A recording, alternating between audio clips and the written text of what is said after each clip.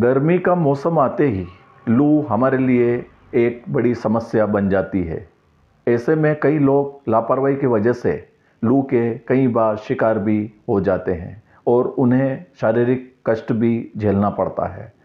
इससे अपने आप को सुरक्षित रखने के लिए हमें क्या उपाय करने चाहिए, इसके लिए शहर के जाने माने MD physician doctor Vijay Shankar Mishra ने आवश्यक और उपयोगी जानकारी दी।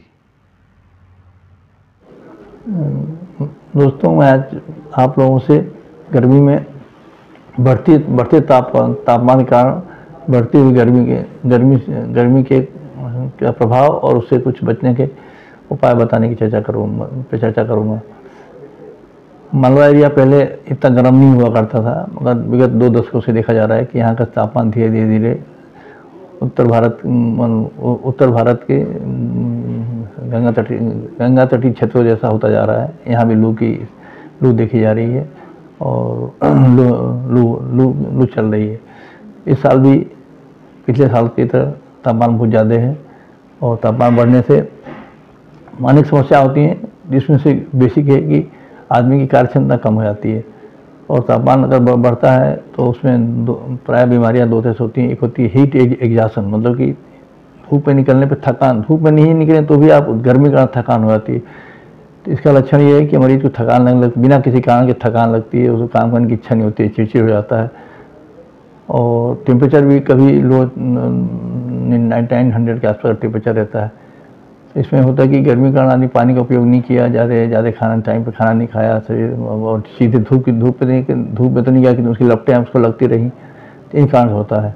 और एक होता है हीट स्ट्रोक मतलब कि सीधे आप धूप में निकले, धूप लगी आपका उसमें पानी कम हो गया आप में, जिस कारण से आपका बीपी भी कम होता है, तापमान उच्च तापमान आपका हो जाता है। इसी कारण से आपको खाद्य परीक्षा होती है, आप बेहोश भी हो सकते हैं इसमें, और इस कारण से आपको झटके आने या मरने की शंका भी बनी रहती है।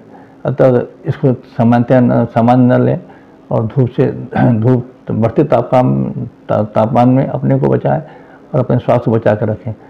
बचाने के ये उपाय हैं कि आप पानी के लिक्विड तरल पदार्थों का ज़्यादा उपयोग करें, जितना उसमें भी स्पेसिफिकली जूस वगैरह ज़्यादा पिएँ। और सीधा पानी पीने में थोड़ा सा तकलीफ रहती है कि बहुत ज़्यादा पानी खाली पिएंगे तो डिहाइड्रेशन रुक नहीं पाता है, इलेक्ट्रोलाइट का इम्बैलेंस हो जाता है। इसलिए आप जूस वगैरह ज़्यादा पिएँ, ORS वगैरह घोल पीते रहें।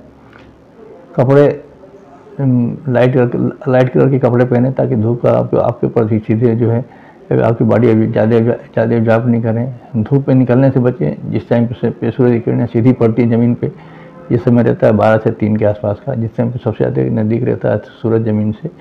उस समय कम से कम ज़रूरत हो तो ही निकले तो शरीर ढक के निकलें और बहुत ज़्यादा किसी आग गर्म चीज़ के पास न बैठें। ये भी एक चीज़, कभी आपको लगेगा नहीं कि हम जो है धूप में हैं, किंतु आप धूप के पास कहीं बैठे, खुली धूप के पास ही बैठे तो भी आपको हीट एग्जॉशन होने की शंका बनी रहेगी।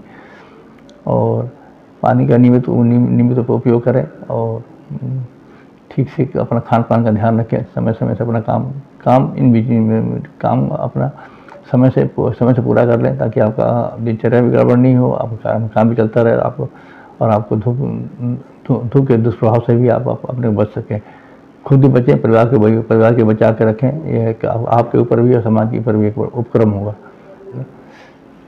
अगर धूप लगने के कारण से अगर आपको तकलीफ होने लगी कि जैसे आप कभी दस्त लगने लगती है, उल्टी होने लगती है, आपको थकान लगने लगती है, आपको कुछ लगता है जैसे कुछ भूल रहे हैं, कुछ भूलने जैसी लगने लगती है, आप खड़े होने पर चक्कर सा आने लगता है, ऐसी परिस्थितियाँ उत्पन्न हो तो कुछ नज़दीकी चिकित्सक या चिकित्सालय में जाएँ, अपना जरूर उनकी राय लें। नहीं तो अदरवाइज कभी ज़्यादा अगर पानी का